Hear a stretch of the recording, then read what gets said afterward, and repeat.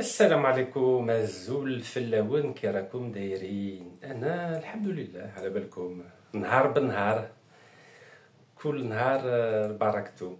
الحمد لله. On va bien, on se soigne, on essaie de suivre l'actualité, on essaie de défendre l'Algérie. على بالكم باللي اي جزائري يبغي باللي بلادنا تقم، تولي قوة، تولي بلاد اللي يحترموها في العالم.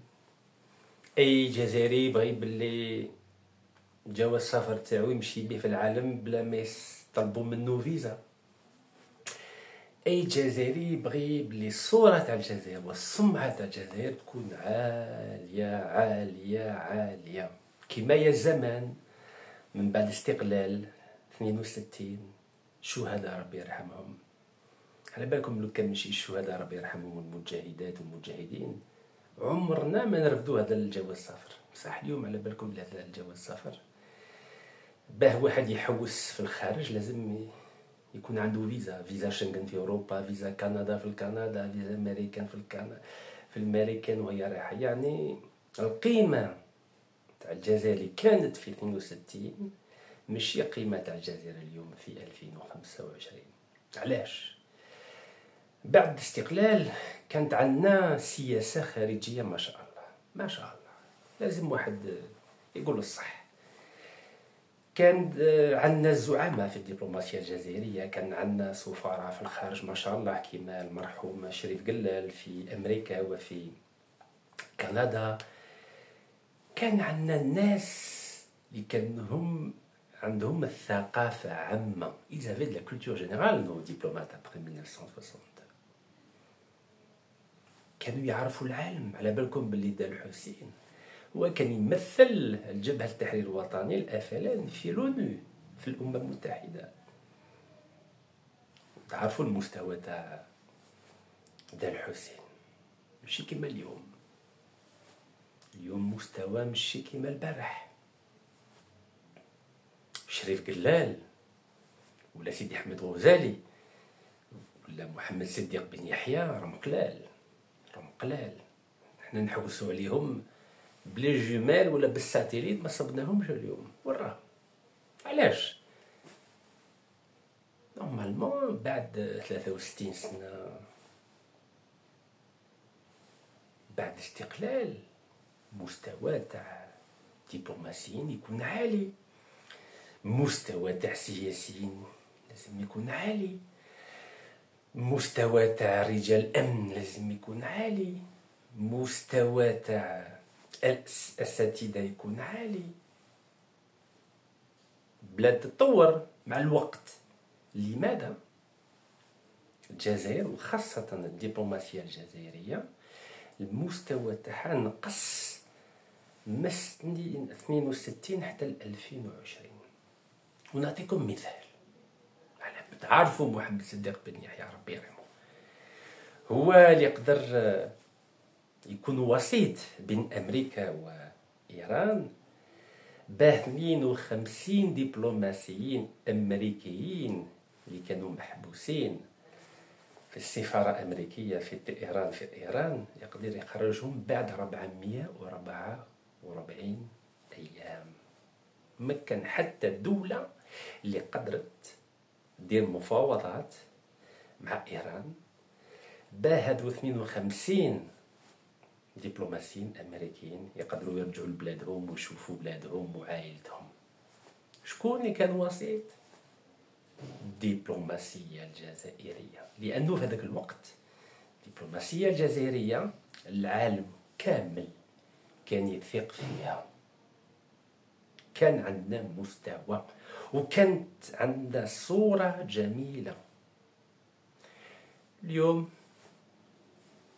فرنسا اللي استعمرتنا 132 سنة راهي تتهم دبلوماسيين جزائريين بقضية فساد. اسمحوا لي قضية فساد، معليش، قضية إرهاب.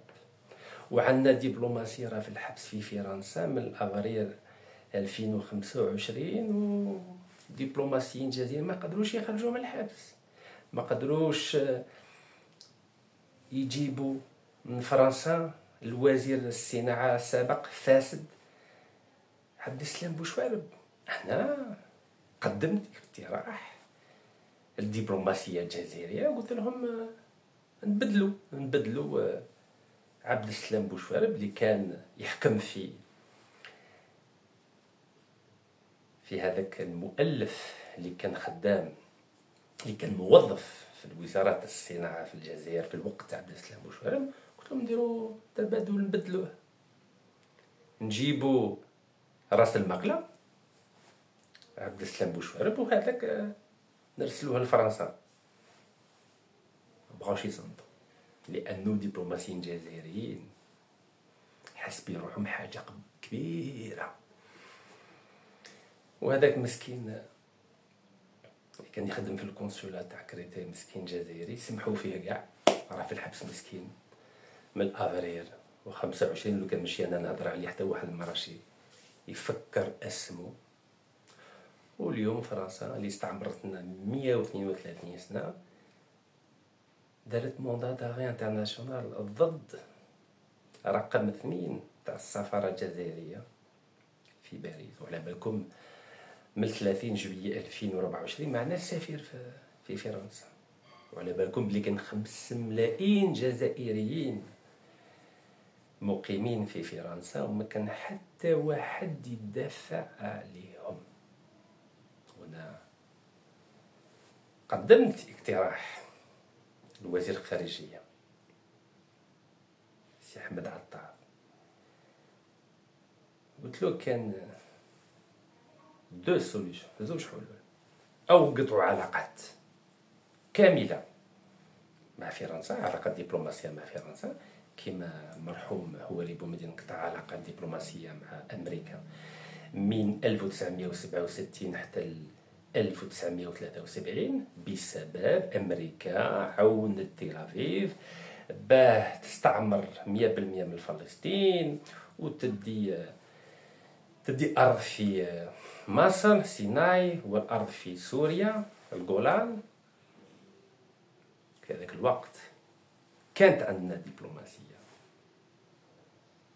كانوا الرجال، كانوا كما كان يقول المرحوم هواري بومدين، كان راجل مناسب في مكان مناسب.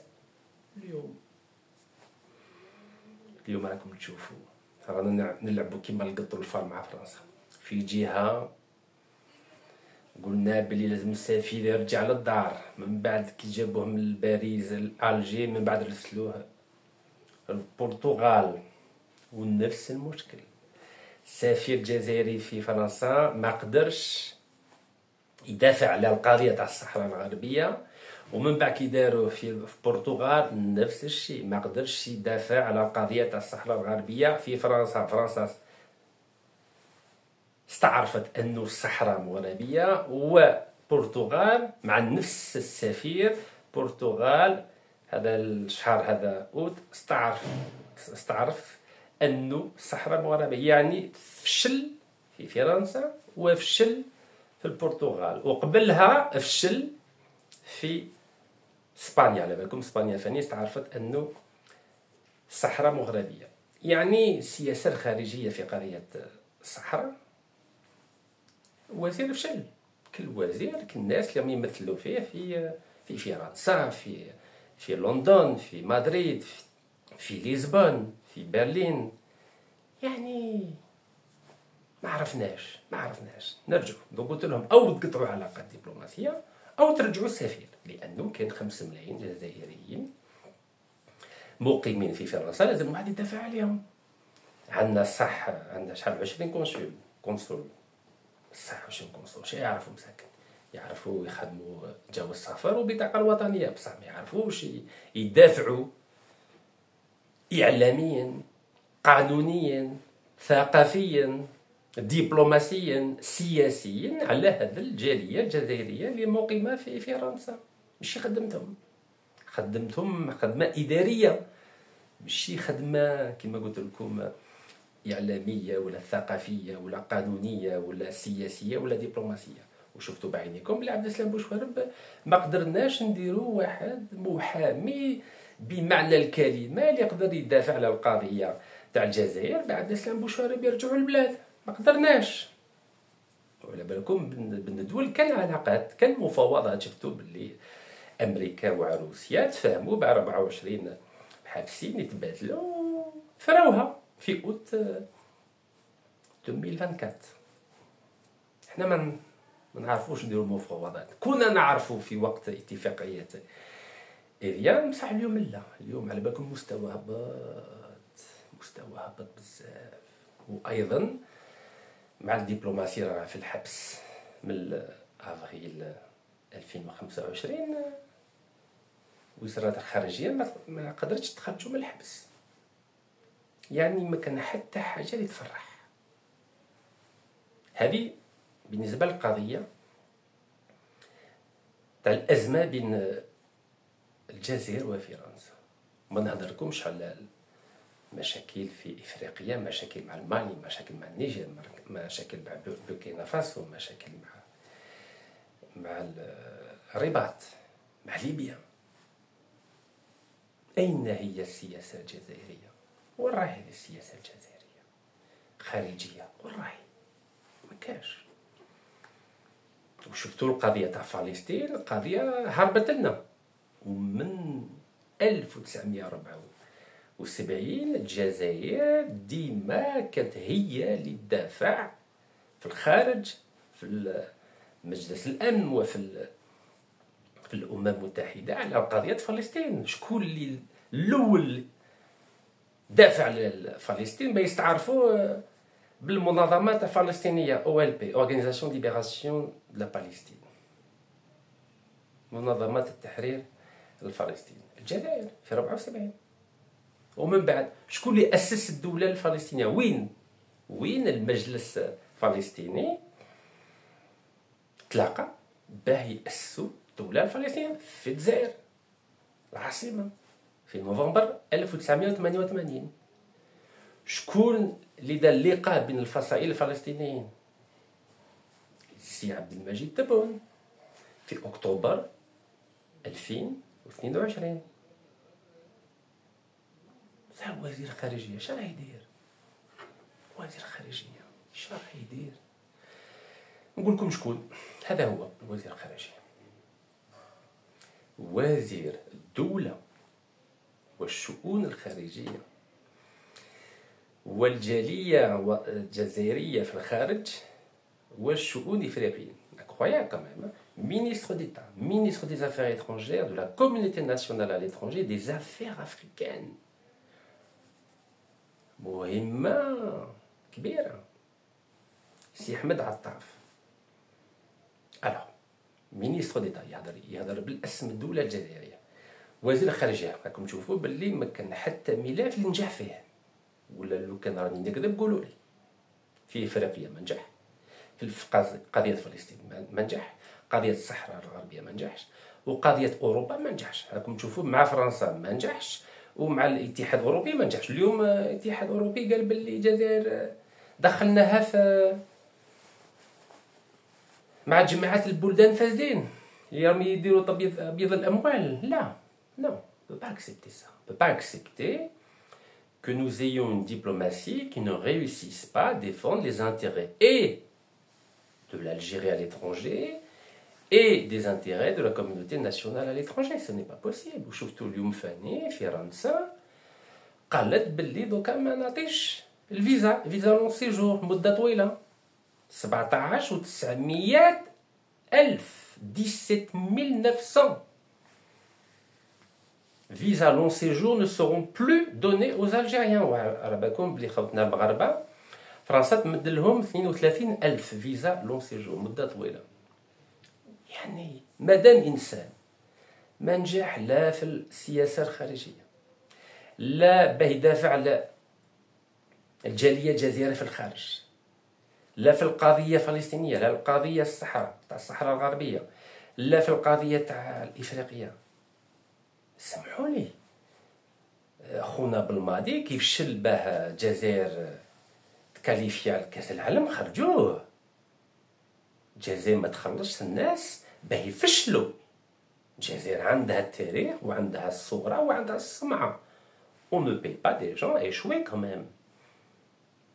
Alors, regardons la formation de M. Attaf. M. Ahmed Attaf, encore une fois, il est ministre d'État, ministre des Affaires étrangères, de la communauté nationale à l'étranger, des Affaires africaines. Sur tous ces dossiers pour lesquels il est missionné, il a échoué.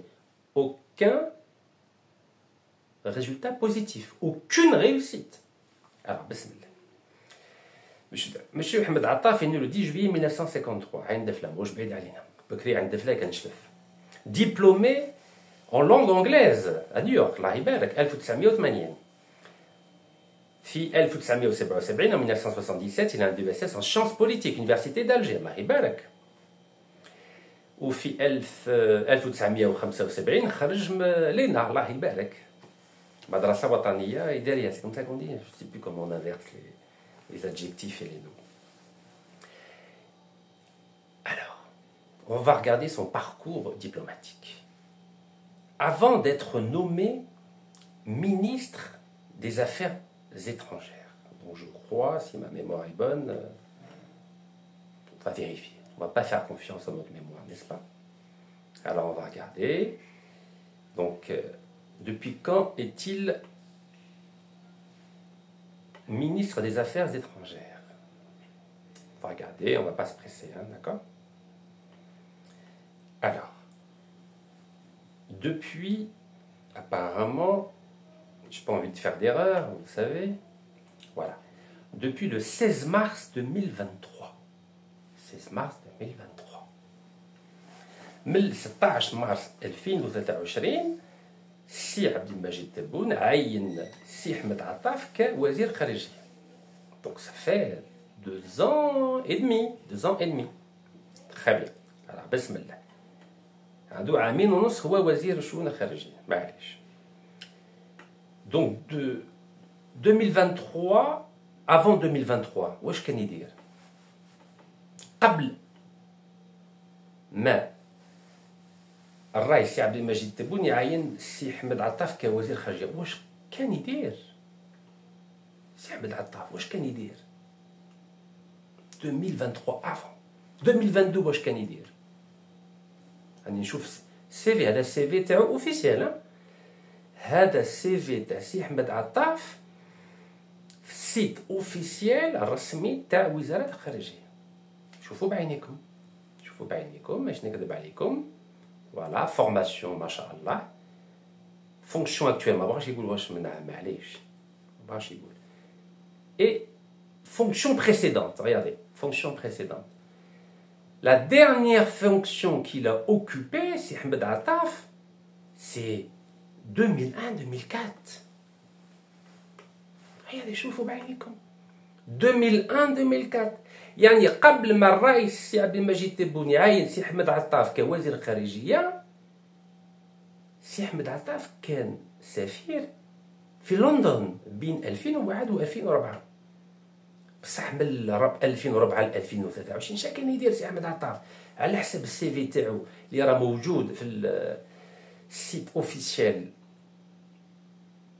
تاع الوزارات الخارجيه ما كان يدير والو.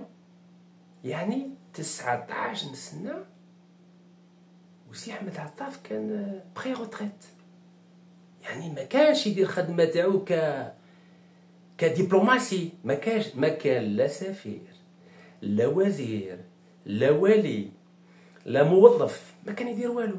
C'est pas moi qui le dis. Regardez le site officiel du ministère des Affaires étrangères. Avant d'être nommé en 2023 ministre des Affaires étrangères, ministre d'État, ministre de la communauté nationale à l'étranger et ministre des Affaires africaines, M. Ahmed Attaf n'avait aucune fonction au sein de l'État algérien ou de l'administration algérienne ou de la diplomatie algérienne. Le dernier poste qu'il a occupé, c'était ambassadeur à Londres entre 2001 et 2004. Waouh! Et avant ça, 96-99, il était déjà ministre des Affaires étrangères, vous voyez, pendant 3 ans. Très bien, donc c'était à l'époque du président Yamin Zaloual. Avant ça, 94-96, porte-parole du gouvernement. Et avant ça, 94-96, secrétaire d'État à la coopération aux affaires maghrébines.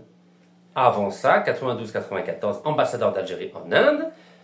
Bella, 89-91, ambassadeur d'Algérie en Yougoslavie, qui a été divisé maintenant en plusieurs pays. Et 83-84, expert des Nations Unies sur le désarmement nucléaire régional. Vous avez vu que s'il y a eu la guerre entre Tel Aviv et Téhéran, c'est parce que Tel Aviv a des têtes nucléaires, 200 têtes nucléaires, et Téhéran n'a pas. On ne veut pas lui donner le droit de produire un arsenal nucléaire militaire. Mais M. Ahmed Attaf travaillait pour qu'il n'y ait pas d'armement nucléaire, alors qu'aujourd'hui, si on veut être respecté, il faut avoir l'armement nucléaire. لو كان ما عندكمش النووي اليوم شكون يحترمكم؟ كان حتى واحد يحترمكم. والسي احمد عطاف بين 1983 و 1984 كان يدافع بالبلدان ما يكونش عندهم النووي. اليوم كنا عندنا النووي شكون يدير لنا الضغط؟ شكون يسيف علينا يقول لنا يا سني قالوا لنا نجم سني كونترا تاع الغاز سني كونترا تاع البترول والله واحد ما يهضر معنا. الله غالب حنا عندنا لي شار ما عندناش النووي لي شار ما نديرو بهم والو. مليح بريزونطاسيون برك بصح شفتوا الحرب بين تل افيف وطيران سمعتوا ولا شفتوا الصوره مع الشعر برك ما كاش الشعر كان طيارات لي ميسيل. هذا هو الحرب تاع 2025 لي شار سي فيني سي ديمودي كيما لي بات ديليفون كيف. Alors, avant d'être expert des Nations Unies sur le désarmement nucléaire régional entre 83 et 84, il était entre 82 et 84 directeur adjoint des affaires stratégiques et du désarmement au ministère des Affaires étrangères. Avant cela, entre 1979 et 1982, secrétaire à la mission permanente de l'Algérie auprès des Nations Unies à New York, chargé de la deuxième commission questions économiques et financières, et nous allons reparler du fait qu'il ait cautionné la prolongation pendant 35 ans du contrat entre la Sonatrach et la compagnie nationale indonésienne des hydrocarbures. Comment ça s'appelle déjà? À chaque fois, je me trompe de syllabe. Termina, je crois, c'est ça, pas Termina. Je me trompe, mais vous avez compris. Et en 77, donc juste après qu'il soit sorti de l'ENA, l'École nationale d'administration, il était chef de la division des traités multilatéraux au ministère des Affaires étrangères. Donc ce qu'on peut retenir du CV de l'actuel ministre des Affaires étrangères, Si Ahmed Attaf, c'est que pendant 19 ans, il était au chômage, entre 2004 et 2023. 19 ans au chômage. Donc, première chose. Donc, quand on est au chômage, on ne connaît personne. On n'a pas de réseau. On ne connaît pas les présidents, on ne connaît pas les ministres des Affaires étrangères, on ne connaît pas les diplomates, on ne connaît personne. Vous savez, quand quelqu'un est dans le jargon, on va dire, professionnel, on dit qu'il était dans un placard, c'est-à-dire qu'il n'avait pas de fonction. Donc il a exercé un poste depuis 2023 de la plus haute importance, c'est-à-dire ministre des Affaires étrangères, alors que pendant 19 ans, il était au placard. Zéro réseau. Mais Hachinès, on a 26 ans, les 7 chefs d'État les plus importants du monde. Les 7. 26 سنة. كنت نعرف الرؤساء كبار في العالم. كلينتون، شيراك، شرودر، توني بلير، جون كريتيان، كايزو بوشي في اليابان، ماسيمو داليما في الطليان. هذا مسكين 19 سنة ما يعرف حتى واحد. سامحين فيه. يعني ضعفوا الدولة تاعنا كي تمشي، سمحت فيه، قالت له 19 سنة وقعد في البلاصة، هاي قعد في البيرو هنا، ما نعطوك لا وظيفة لا مهمة، لا ميسيون لا والو، ما نعطوك والو، قعد ومن بعد عينوه وزير الخارجية، كيف ما عندوش اوكان ريزو، اوكان ريزو مسكين. بكري كان يعرفهم وي، كان يعرفهم 2001 2004 كان ممكن كان يعرف à l'époque c'était Tony Blair. C'était Tony Blair. Mais comment vous expliquez qu'un ministre des Affaires étrangères qui était ambassadeur à Londres entre 2001 et 2004, comment se fait-il qu'il n'a pas réussi à convaincre le ministre des Affaires étrangères britannique ou le Premier ministre britannique de ne pas reconnaître la marocanité du Sahara occidental? Comme في juin, لندن استعرفت بلي الصحراء مغربية. كيف عندنا وزير الخارجية اللي كان سفير في لندن ما يقدرش يقنع الوزير الخارجية انجليزي باه ما يستعرفش بانه بلي الصحراء مغربية. C'est un échec terrible ça. C'est un échec terrible. Vous savez pourquoi? Parce qu'il n'a pas de réseau. Il ne connaît pas les hommes. Il les connaissait en 2004, mais il ne les connaît plus en 2025. Je continue. Il était aussi, entre 1994 et 1996, secrétaire d'État à la coopération aux affaires maghrébines. هو كان يتكلف بالقضية تاع شمال افريقيا. صح اليوم وراهي شمال افريقيا وراهي اللي هو اين هي اتحاد شمال افريقيا؟ ماتت فشلت ما كان والو زيرو. بورتون كان يتكلف امين الدولة تاع شؤون الشمال افريقيا كان والو. دونك سي ان ايشيك توتال. دونك فشل مع لندن اللي استعرفت انه الصحراء الغربيه هي مغربيه، وفشل مع الاتحاد الشمالي افريقيا. هذه دونك دوزيام échec par rapport à son parcours professionnel au ministère des Affaires étrangères. Je continue. Entre 1977 et 1979, ça date, hein, il était chef de la division des affaires politiques de l'Organisation de l'Unité africaine. Donc normalement يعرف القضية شؤون تاع إفريقيا. كيف هذا الإنسان تربى يعني كان يعرف الناس في 1977 حتى 1079 في إفريقيا، واليوم عندنا مشاكل مع المالي مع النيجر مع بوركينا فاسو. راك فشلت يا سيدي الوزير. Vous avez échoué là aussi. Ça fait beaucoup là déjà, non? Vous avez échoué pour le Sahara occidental, vous avez échoué pour les affaires maghrébines, vous avez échoué pour les affaires africaines, et maintenant vous êtes en train d'échouer avec les Européens qui ont décidé de lancer une procédure d'arbitrage contre l'Algérie lorsque l'Algérie a demandé à renégocier le traité d'association entre l'Algérie et l'Union européenne, un accord d'association qui nous a coûté depuis 2005 40 milliards de dollars. La belle compagnie de اتفاقية بين الجزائر واتحاد أوروبي، الجزائر خسرت 40 مليار دولار، وحنايا ما قدرناش نعودوا هذو الاتفاقيات. يعني الوزير الخارجية فشل، واليوم الاتحاد الأوروبي راه تقول باللي حنايا نشوفوا مع التحكيم on va voir ça avec l'arbitrage. على بالكم بلي حنا نخسروا ما عندناش الناس اللي عندهم مستوى باه يقابلوا 29 دولة. على بالكم بلي الاتحاد الأوروبي 29 دولة، حنا وحدنا برك وحدنا. واليوم فرنسا راهي دير لنا الضغط، راهي تقول لنا دوكا ما نعطيش لي فيزا. La France ne reconnaît plus la validité des passeports diplomatiques algériens, ne reconnaît plus, ne veut plus accorder de visa long séjour. À cause de qui? À cause de l'absence de stratégie du ministre des Affaires étrangères au sujet de la communauté nationale algérienne en France. Et c'est là le sujet de cette vidéo d'aujourd'hui. Monsieur Ahmed Attaf est ministre de la communauté nationale à l'étranger. Et Monsieur Ahmed Attaf, le président de la République vous a missionné pour défendre la communauté nationale algérienne à l'étranger.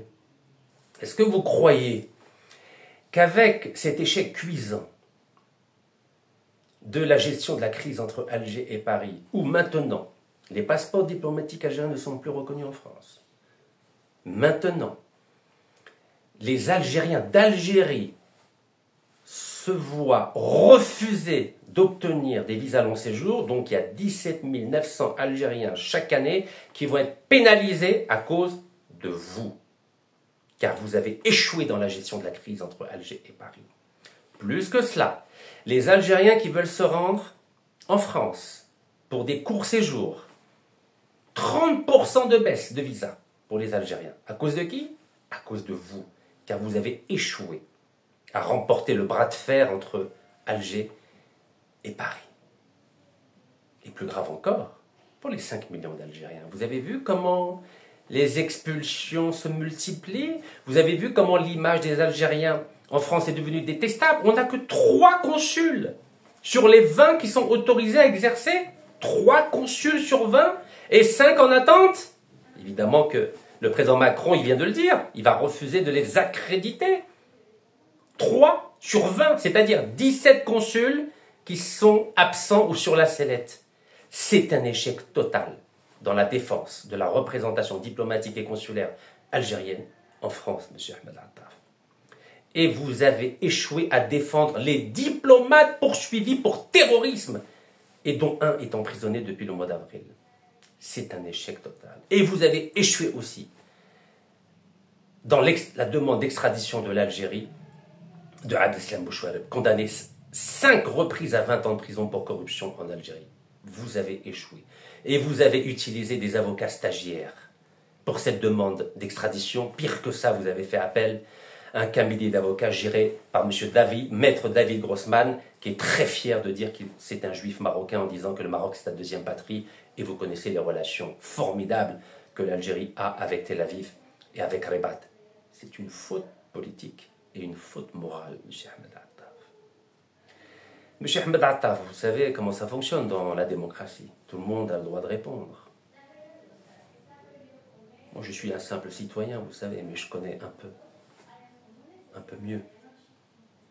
Et la France, et l'Europe, et les États-Unis, et l'Afrique. Je la connais maintenant, je ne la connaissais pas en 77, j'avais à peine 5 ans. Mais je connais les acteurs. J'ai réussi brillamment le plan B au Sénégal, à éviter qu'il y ait une guerre civile au Sénégal, en permettant à Ousmane Sonko et à Diomaye Faye de réussir une transition, et en jouant la médiation entre l'équipe de Macky Sall et l'équipe d'Ousmane Sonko. Oui, en tant que simple citoyen, j'ai réussi à contribuer à ce qu'il n'y ait pas de guerre civile au Sénégal, quand bien même il y a eu 80 jeunes qui ont été tués lors de manifestations. Vous avez vu ce qu'on peut faire en étant un simple citoyen? Et concernant le Sahara occidental, vous avez vu, depuis 2013, je défends une idée originale et novatrice, un condominium, c'est-à-dire une double souveraineté entre l'Algérie et le Maroc pendant 10 ans sur le Sahara occidental. Et en cela, je me suis inspiré et de la gestion de la principauté d'Andorre entre l'Espagne et la France, et de la double souveraineté entre l'Égypte et l'Angleterre sur le Soudan pendant 57 ans entre 1899 et 1956, et les îles Samoa qui ont été gérées par 3 pays entre 1889 et 1899, l'Angleterre, l'Allemagne et les États-Unis. Vous savez, M. Ahmed Attaf, ce n'est pas de votre faute. Pendant 19 ans, vous étiez loin des affaires. Vous étiez au chômage. Mais l'Algérie a assez de talent. Oui, l'Algérie a assez de talent, et j'ai rencontré il n'y a pas longtemps un brillant diplomate au consulat général d'Algérie à New York, brillant. Et lui-même il m'a dit des gens comme moi, il y en a beaucoup. Alhamdoulilah. Je pense que l'Algérie peut avoir peut mériter d'avoir un nouveau ministre des Affaires étrangères qui n'a pas été pendant 19 ans au chômage technique.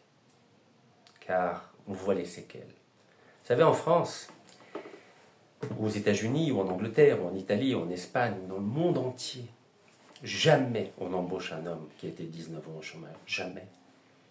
Jamais. Donc, si Abdelmajid Tebboune, je pense qu'il vous aimait bien. Donc, je pense que c'est plutôt par affection, par amitié, qu'il vous a nommé ministre des Affaires étrangères, ministre d'État, ministre de la Communauté nationale à l'étranger, ministre des Affaires africaines. Mais on voit bien les séquelles. Au bout des 19 ans au chômage technique, vous n'êtes pas en mesure de remplir vos fonctions avec des missions aussi importantes et au sujet desquelles vous avez échoué terriblement et lamentablement. Et je viens de vous énumérer un certain nombre de dossiers, et bien sûr vous avez le droit de réponse.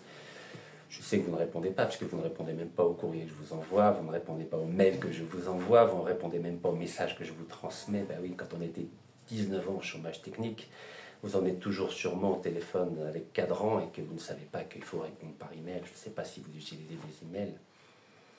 Vous ne répondez à rien. Mais je ne vous en veux pas.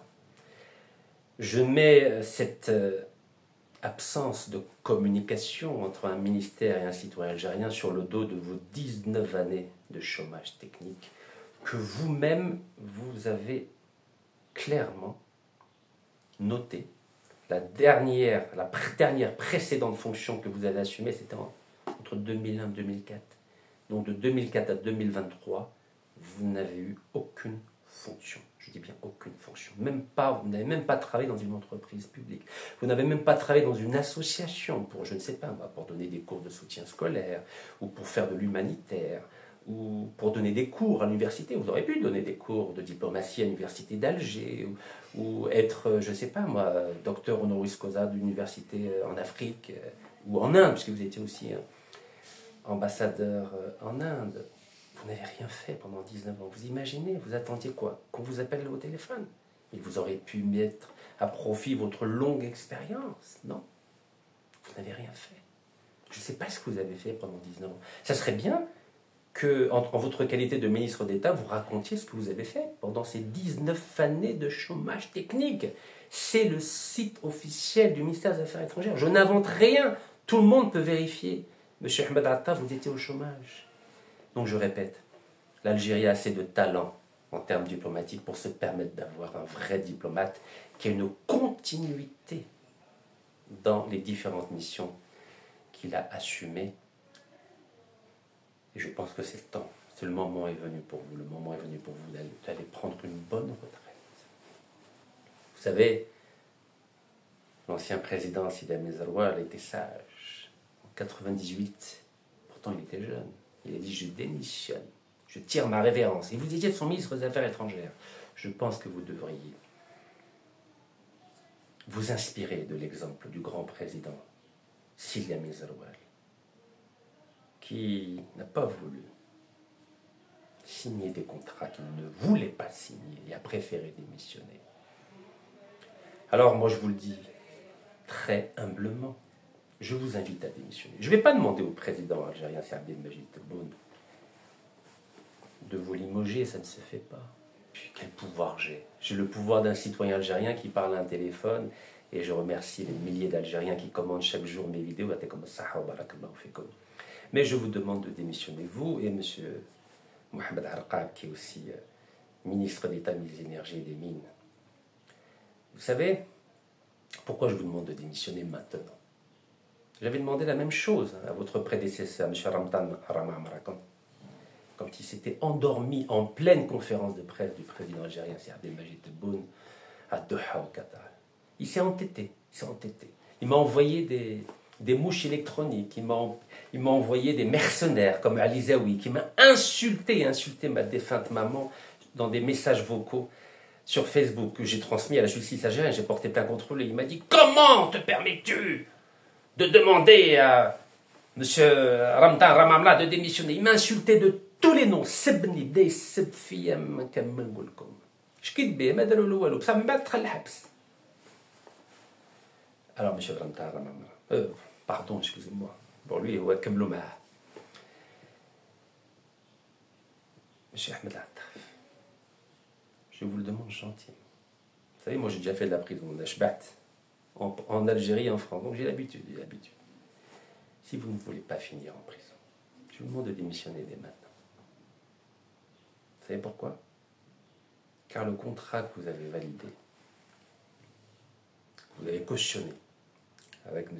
Mohamed Arqab de 35 ans supplémentaires avec l'Indonésien Petermina, je vois dans le gisement de Menzel Lejmetnof, MLN, où la Sonatrach a 0% du capital,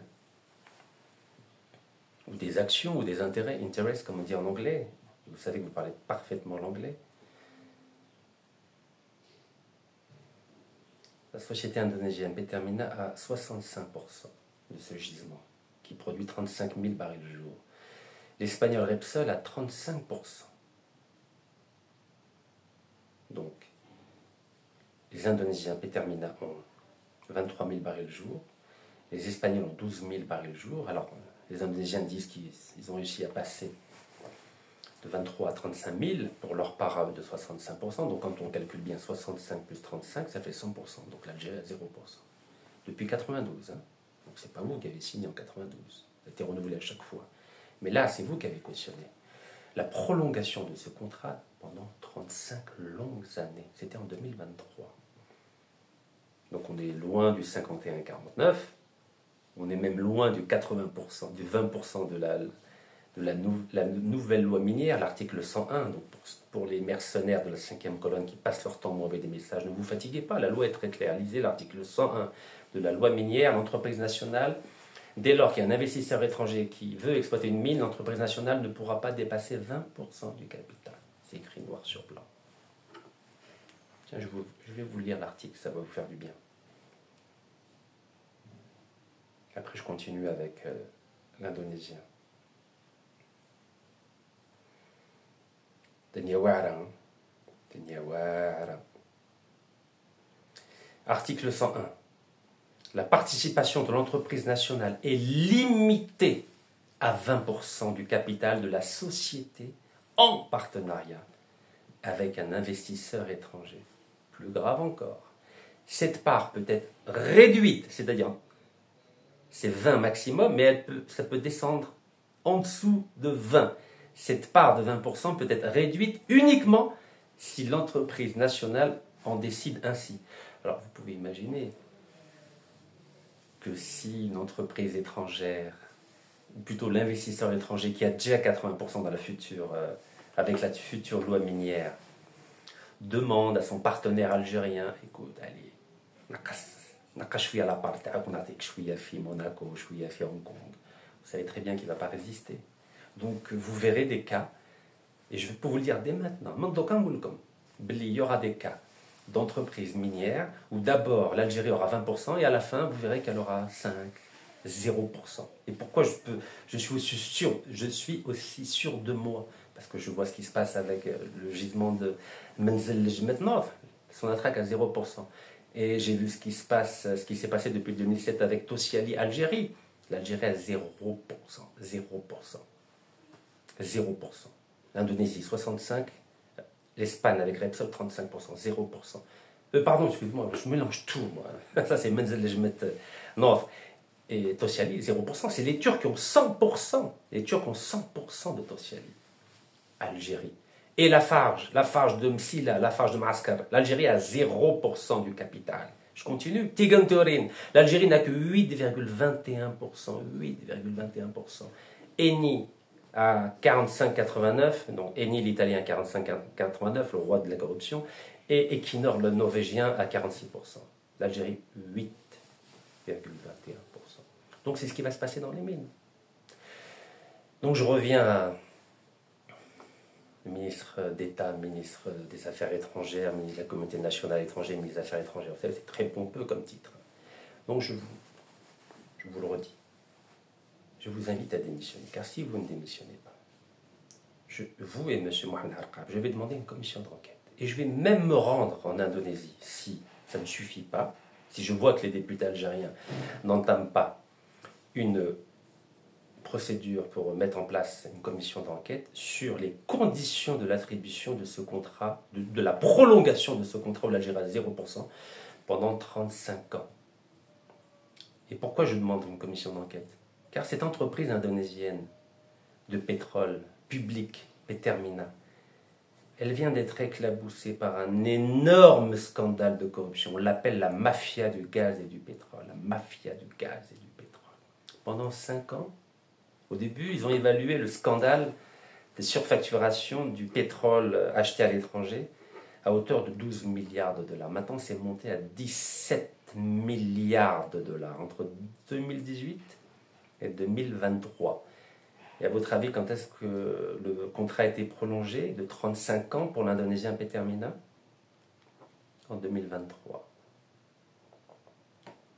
C'est quand même étrange qu'on renouvelle un contrat pendant 35 ans alors qu'on est censé avoir 51% en maintenant la participation de la Sonatrach à 0%. La Sonatrach ne touche que des taxes, un peu d'impôts et le transport du pétrole jusqu'à Skikda ou la Béjaïa ou la Alger. Ensuite, le pétrole indonésien, hop, il repart en Indonésie. Il part en Indonésie, voilà.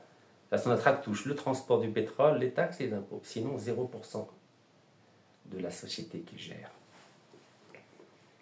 le gisement pétrolier de Menzel Lejmetnov. Alors les Algériens, c'est vrai que vous n'avez pas l'habitude qu'on vous parle clairement. Vous ne verrez jamais un homme politique vous parler de ces scandales, de ces contrats. Jamais. Vous avez déjà entendu un homme politique vous parler du contrat de Tossiali Algérie, où l'Algérie a 0% et les Turcs 100%. Vous avez déjà entendu parler d'un homme politique qui va vous parler du gisement de Tigantorin, où l'Algérie n'a que 8,21%. Vous avez déjà entendu un homme politique algérien vous parler du fait qu'on a prolongé pendant 35 ans l'accord avec Petermina à Menzel Lejmetnov? Non, jamais. Puis les experts, ils ont peur, vous savez, ils ne veulent pas aller en prison comme Rachid Meka, les experts. Ben non. Ils ont une femme, ils ont des enfants. C'est un drame, l'Algérie. Alors, je ne sais pas si le président est au courant. En tout cas, maintenant, avec mes vidéos, je pense qu'il est au courant. Donc, mais je ne vais pas demander au président, encore une fois, de limoger M. Ahmed Attaf. Je pense qu'il est assez grand pour comprendre que je ne vais pas lâcher. Alors bien sûr, je peux être emprisonné, voilà, j'ai l'habitude, vous savez. Je peux même mourir, vous savez, tout le monde va mourir. Mes parents sont morts. Il y a eu 5,5 millions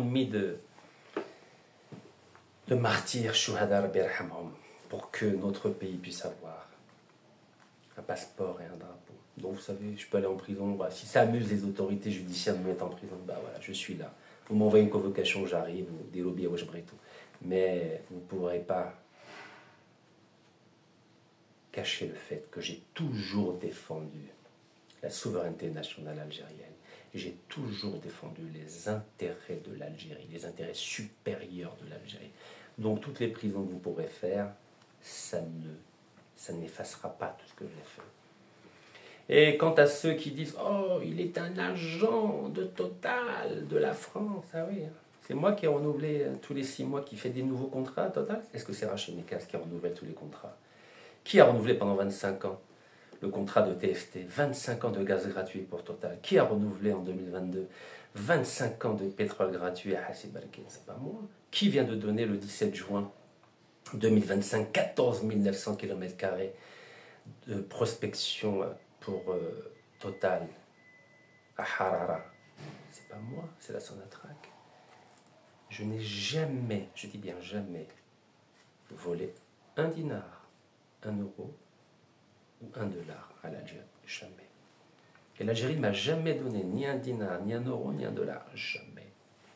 Jamais. Et il n'y a aucun pays au monde qui m'instrumentalise. Mais quand حتى الدولة في العالم اللي تلعب بيا ولا دير بيا اجندا كيما راهم يقولوا الناس اللي كانوا يدافعوا بكري على المافيا تاع 40 سراق واليوم راهم يدافعوا على la 5e colonne تاع الفاسدين اللي هردوا البلاد. Incroyable quand même. Les mêmes, je dis bien les mêmes, qui défendaient la mafia des 40 voleurs, ils ont été missionnés maintenant pour défendre les intérêts de la 5e colonne contre Rachid Nekaz. Incroyable, hein? On a l'impression que rien n'a changé. Donc vous voyez la 5e colonne, rahi dira hala. Mais je suis inoxydable. Li katabha li rabbi rani qabla. Donc je reviens à M. Ahmed Attaf. Je vous demande gentiment de démissionner. Sinon, je ne lâcherai pas le dossier de la prolongation du contrat de Petermina. 35 ans. Vous avez cautionné la prolongation du contrat avec une entreprise qui est considérée comme la mafia du gaz et du pétrole. 17 milliards de dollars de surfacturation. 17 milliards entre 2018 et 2023, et comme par hasard, c'est pendant cette période-là que vous avez cautionné la prolongation pendant 35 ans pour que Petermina continue à avoir 65% du gisement de Menzel maintenant. Et Repsol 35%. Et l'Algérie 0%.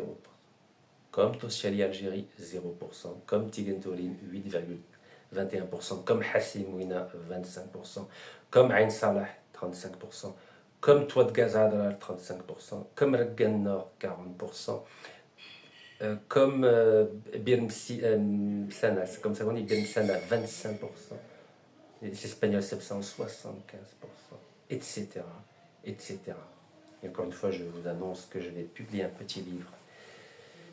En tout cas, je prépare la publication d'un livre, l'écriture et la publication des livres sur tous les contrats gaziers, pétroliers, miniers, où l'Algérie a moins de 51%. Avec toutes les preuves. D'où viennent ces preuves? Elles proviennent des multinationales étrangères. Vous savez, d'où je sors ces chiffres? Car Total est contente de dire combien elle a de pétrole et de gaz en Algérie. Eni est contente de dire combien elle a de pétrole et de gaz en Algérie. Eni est contente de dire qu'elle a 137 000 barils équivalent pétrole. Cepsa, l'espagnol, est contente de dire qu'elle a 130 000 barils équivalent pétrole. Repsol est contente de dire et d'annoncer à ses actionnaires, parce que toutes ces entreprises sont cotées en bourse, donc il faut bien qu'elles justifient qu'elles ont du pétrole et du gaz partout dans le monde entier. Donc Repsol, 60 000 barils équivalent pétrole. L'américain Oxy, qui a racheté Anadarko, 260 000 barils dans les champs de Hassim Saoudi, Hassim Barkin. C'est 28% de la production quotidienne de pétrole de l'Algérie. Et si on rajoute les 36% qu'ils ont dans Cepsa, avec l'américain Carlyle, donc ça fait combien? Cepsa a 130 000 barils équivalent pétrole, ils ont 36%, l'américain Carlyle a 36%, ça fait combien à peu près? Un tiers de 130 000, c'est combien? 45 000 à peu près. Donc 260 000 pour Occidental, on va dire 40 000 pour Carlyle, ça fait 300 000. Les Américains ont 300 000 barils équivalent pétrole. Production algérienne, c'est 900 000. Vous avez des preuves? Elles sont publiques. Je vous les ai déjà montrées. Et encore une fois, celui qui n'est pas content, il n'a qu'à porter plainte contre moi, il n'a qu'à dire, mais Rachid est un menteur. Est-ce que vous avez déjà vu un expert dire je suis un menteur? Les chiffres sont publics. C'est les rapports d'activité de toutes les multinationales, vous avez les chiffres de tout le monde. Vous avez Petro-Vietnam qui donne ses chiffres, le Thaïlandais, PTTP qui donne ses chiffres, Equinor, le Norvégien. Tout le monde donne ses chiffres. Ils sont contents de dire qu'ils exploitent le gaz et le pétrole algérien. Mais la Sonatrach, elle ne met jamais les chiffres. Allez sur le site de la Sonatrach. Jamais elle va vous donner le pourcentage. Jamais. Allez sur tous les communiqués de la Sonatrach. À aucun moment la Sonatrach vous dit que Eni a 137 000 barils équivalent pétrole, que Cepsa a 130 000 barils équivalent pétrole, que Occidental, donc qui a repris Anadarko, a 260 000 équivalent pétrole. Jamais ils vont vous le dire. Jamais. Parce que يحشموا خايفين على بالهم بلي هذو لي بروف ندير فيهم التير انايا. باسكو على بالكم بلي سوناتراك فاسده تخدم مع شركه اندونيسيه فاسده. 17 milliards de dollars de corruption. Et ça choque personne. C'est ça que je trouve ça génial en Algérie. Il y a 47 millions d'Algériens en Algérie, 7 millions d'Algériens à l'étranger. Il n'y a personne qui va dire mais c'est scandaleux ça. Pourquoi on renouvelle pendant 35 ans un contrat avec une compagnie indonésienne éclaboussée par un énorme scandale de corruption, mafia du pétrole et du gaz, Pétermina. Personne n'en parle. Comment ça se fait qu'il y a un seul citoyen, il s'appelle Rachid Nekal, excusez-moi, hein, il n'y a que moi qui parle de cela. Ben oui. Je vais vous montrer la photo de M. Ahmed Attar avec la ministre des Affaires étrangères. Extraordinaire, hein?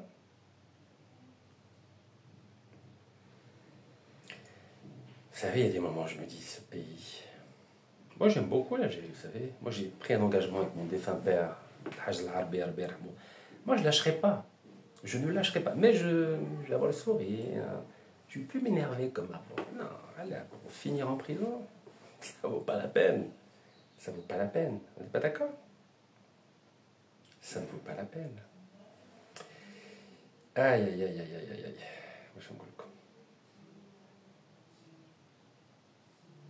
Alors, déjà, je vais vous dire ça. Regardez la date. Il faut regarder toujours les dates. Donc là, quand on va sur le site du ministère des Affaires étrangères, pourquoi il n'y a pas les dates? Donc là, ministre Attaf s'entretient à New York avec son homologue indonésienne. Ça vient du site officiel du ministère des Affaires étrangères. Hein. Vous savez, celui qui a écrit ce communiqué, il manque de respect à son propre ministre. Vous croyez que ça se fait d'écrire le ministre Attaf s'entretient? Même moi, je dis c'est Ahmed Attaf. Vous vous rendez compte? Regardez comment il est. C'est un manque de respect, il y a un manque d'éducation. Vous avez compris quand je vous dis qu'il y a un manque de niveau, regardez. Le ministre Attaf, attendez, je vais le mettre en gros là, comme ça vous allez bien voir. Le ministre Attaf s'entretient à New York avec son homologue indonésienne. Mais il faut le limoger, c'est lui qui a écrit ce communiqué. C'est un manque de respect pour son propre ministre. Sur le site officiel du ministère des Affaires étrangères. C'est bien dit là. Manque de respect. Il faut dire le ministre, Ahmed Attaf, ministre des Affaires étrangères, ministre d'État de la Communauté nationale étrangère des Affaires africaines, s'entretient avec son homologue indonésienne. Ben oui, il faut respecter la fonction, n'est-ce pas? Donc ça, c'est avec la ministre. Ça, c'était à New York. Ok? Il n'y a pas la date. Attendez, je viens de trouver la date. Il n'y a pas la date. Sinon, pareil, l'agence presse-service. C'est un manque de respect, Fanny. Écoutez comme niveau rabat bzef. L'agence presse-service, c'est-à-dire l'agence officielle, qu'est-ce qu'elle met? Attaf et son homologue indonésienne se félicitent des relations historiques entre les deux pays. Ça manque de respect, ça aussi. Je vous ai dit, il n'y a plus de respect. Il n'y a plus de respect en Algérie. Voilà, je vais vous montrer la photo. Ah, vous voyez? Mais la ministre, elle est contente. Nous, on a gagné quoi, nous? Qu'est-ce qu'on gagne? Quand on prolonge de 35 ans un contrat avec une entreprise qui est la mafia du gaz et du pétrole avec un scandale de corruption de 17 milliards de dollars, l'Algérie, elle gagne quoi? Elle gagne rien, l'Algérie. Après, alors, je vous donne la présentation de l'APS. Donc ça, c'était quand? C'était le 20 décembre 2023. Regardez, 20 décembre 2023. 20 décembre 2023. Ok? Alors, je vais vous dire en quelques mots. Le ministre des Affaires étrangères et de la communauté nationale étrangère, Ahmed Attaf, et son homologue indonésienne, Retno Marsudi, c'est une dame, se sont félicités lors de leur rencontre mercredi à Alger des relations bilatérales privilégiées entre les deux pays, soulignant leur volonté de leur insuffler une nouvelle dynamique. Ah bon? Qu'est-ce qu'il y a de privilégié avec l'Indonésie? Alors moi, vous savez, je suis très populaire en Indonésie, parce que je paye les amendes des femmes qui portent le niqab en Europe. Je vous en ai déjà parlé, toute la presse indonésienne me connaît parfaitement. Mais qu'est-ce qu'il y a? Pourquoi se féliciter, M. Ahmed Attaf? Qu'est-ce que l'Indonésie a fait pour l'Algérie? Vous avez un exemple? Alors je vous donne, je continue. À l'occasion du 60e anniversaire d'établissement des relations diplomatiques entre l'Algérie et l'Indonésie, M. Attaf a mis en avant l'héritage historique commun des relations bilatérales fondées sur la fraternité enracinée, la confiance mutuelle et la solidarité ancestrale. Ok, d'accord. Dans une déclaration à la presse, le ministre a précisé que l'Algérie était disposée à œuvrer de concert pour insuffler une nouvelle dynamique à ses relations historiques, notamment dans leur dimension économique, politique et sociale. D'accord, très bien. M. Attaf a également souligné que ses entretiens avec son homologue indonésienne avaient débouché sur la signature de 2 textes juridiques relatifs à la coopération diplomatique à travers l'annulation de l'exigence de visa pour les détenteurs de passeports diplomatiques et de services. Ils pensent qu'à eux, ils pensent qu'aux diplomates. C'est-à-dire qu'ils ne pensent pas aux Algériens qui veulent aller en Indonésie. Non, non, ils veulent que uniquement les diplomates ou ceux qui ont un passeport de service soient exonérés de visa. Mais quand même, indonésien. Incroyable, ils pensent qu'à eux. Incroyable. Monsieur Ahmed Attaf, vous êtes ministre de la communauté nationale étrangère. Il faut aussi demander l'exonération des visas pour les simples citoyens, pas uniquement pour les diplomates, voyons. Un peu de décence, s'il vous plaît. Okay. Ainsi que la coopération dans les domaines de l'énergie et des mines. Regardez, c'est écrit. C'est magnifique, ça. Alors maintenant, je vais essayer de voir ce qui parle du contrat de 35 ans. Il est où le contrat de 35 ans? Je cherche, hein. Ben non, il ne parle pas. Regardez, mais goulouche, mais adrouche à le contrat comme ça, vous l'avez dit, tu me dis, incroyable. Il dit juste, ainsi qu'à la coopération dans le domaine de l'énergie et des mines. Regardez, c'est ici. Ainsi qu'à la coopération dans le domaine des énergies et des mines. Et stop, ça s'arrête là. Après, c'est les deux parties se sont en outre entendues sur des mesures concrètes visant à dynamiser et intensifier les relations entre l'Algérie et l'Indonésie, notamment l'activation des mécanismes de coopération bilatérale à travers la progression du pipeau. Du pipeau. Donc vous voyez, regardez, hein, la même photo. C'est l'APS, hein, ça c'est l'APS. Agence Presse-Service algérienne.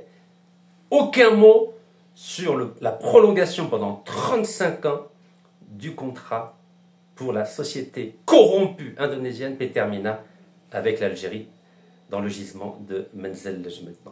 Pas un mot, je dis bien pas un mot. Maintenant, je vais vous montrer ce que disent les Indonésiens. Ah, c'est pas pareil. Avec la même photo, hein. Souvenez-vous de la photo. Allez, je vous remets la photo comme ça.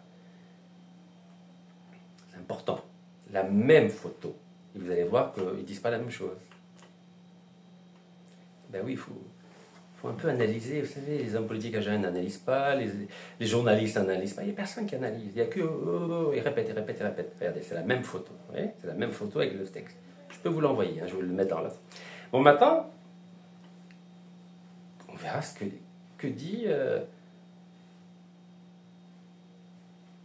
la ministre indonésienne. Là, je vous ai fait part de ce que dit la presse algérienne. Ben, on va voir ce que dit la presse indonésienne par rapport au même événement, le même événement. Alors, voilà. Et... ok. Hop.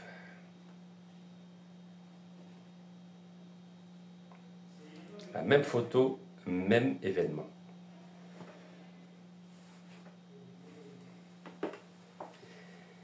Ah, ya Rabbi al-Karim, ya Rabbi al-Karim,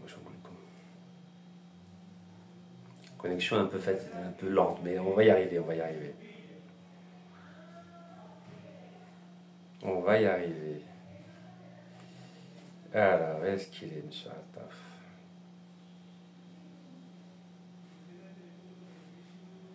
C'est dur la vie, hein. Vous savez, ils ont tellement l'habitude de faire des choses sans consulter personne que c'est normal.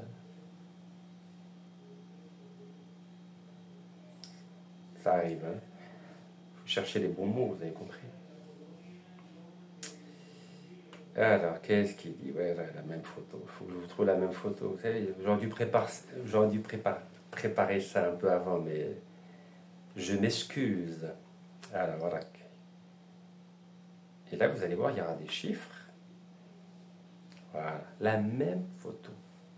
Mais la presse indonésienne dit autre chose. Regardez.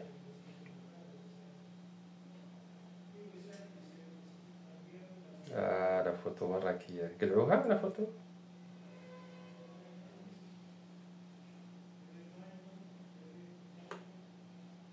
Qu'est-ce qui se passe là?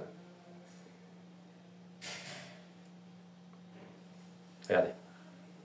C'est la même photo. Vous voyez? Ils sont tous les deux. Mais ils disent autre chose, les Indonésiens. Regardez ce qu'ils disent. Indonesia's Pertamina to invest 909, comme dit déjà, 900, c'est ça? $900, million dollars in Algeria. Wow. Donc Pertamina va investir 900 millions de dollars in Algeria. Ok, d'accord. Et là, ils disent, la ministre des Affaires étrangères, Retno Marsudi, a rencontré son homologue algérien, Ahmed Attaf, à Alger le 20 décembre 2023. Regardez, c'est en anglais. Vous voyez? Ici. Attendez, je vais vous le mettre en grand. Mais dans la presse algérienne, ils n'ont pas voulu dire ça.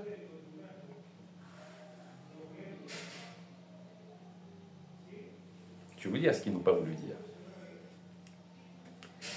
Donc 900 millions, regardez. Et nous sommes contents d'un nouveau investissement de Pertamina de 900 millions jusqu'en 2048, c'est-à-dire 25 ans. Vous êtes d'accord, regardez. Jusqu'en 2048. 2048, 25 ans. Ok. Ok, je continue. Et là maintenant, je vais vous dire de quoi il s'agit. Regardez-moi bien maintenant. Bismillah. Regardez ce que toute la presse indonésienne a relaté. Allez, bismillah. Ah, warrak, warrak.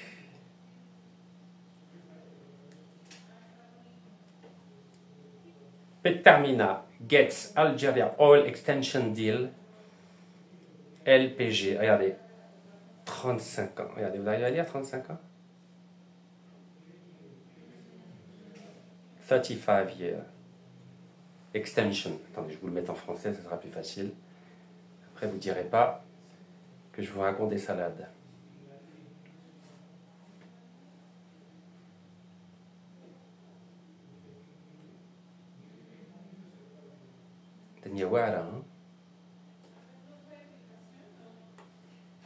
Voilà. Pertamina obtient un accord de prolongation de pétrole en Algérie.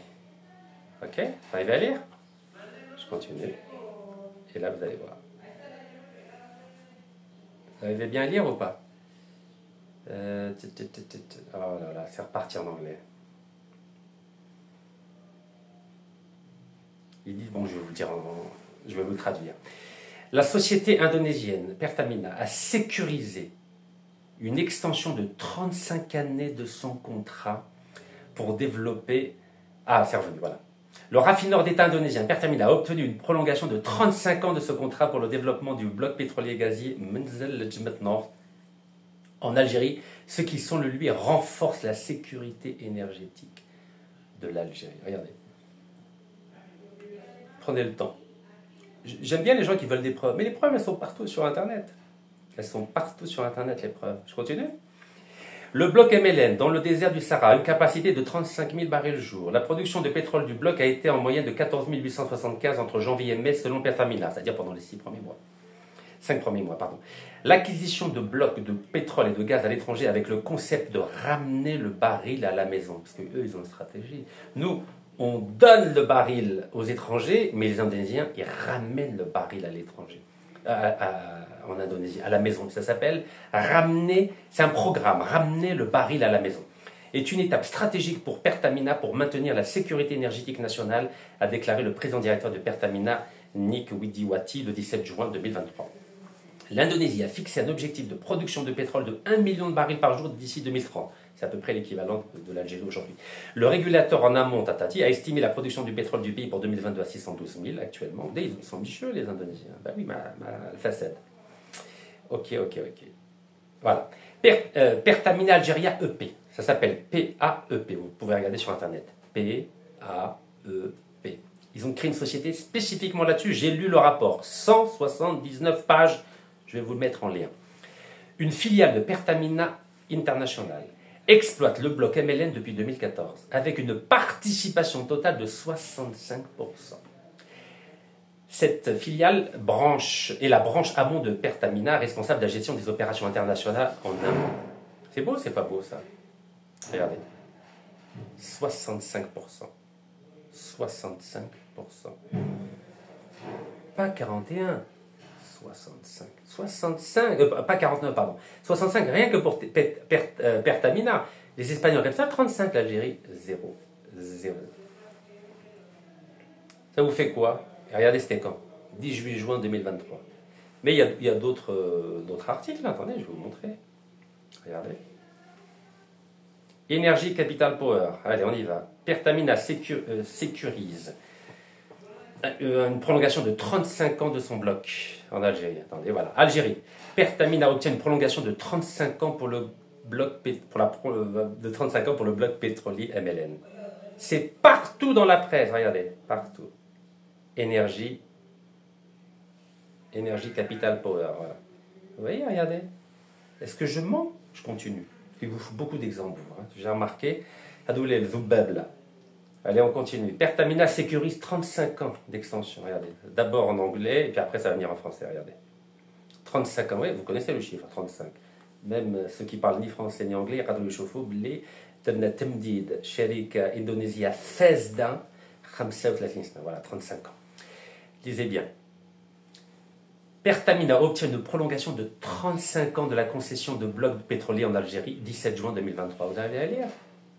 Alors je mens. Est-ce qu'on a كذاب? Est-ce que Rachid n'est qu'est-ce كذاب? نزيد لكم؟ أي نزيد لكم. Allez, on continue. Vous savez, il faut avoir des preuves. Ben voilà, si les preuves. Allez, on continue. 35 ans. Avec 65%. Rien que pour Pertamina. Repsol a la différence, 35%. Pertamina gère des blocs de pétrole et de gaz en Algérie pour les 35 prochaines années. 35, pas 25. Pourquoi on a prolongé pendant 35 ans avec l'entreprise la plus corrompue au monde. Au monde. 17 milliards de dollars de corruption. Voilà. Ben, je vous dis à très bientôt. Bon courage. Salam alaikum. Tahia al-Jazair. Wallah yarham shuhada.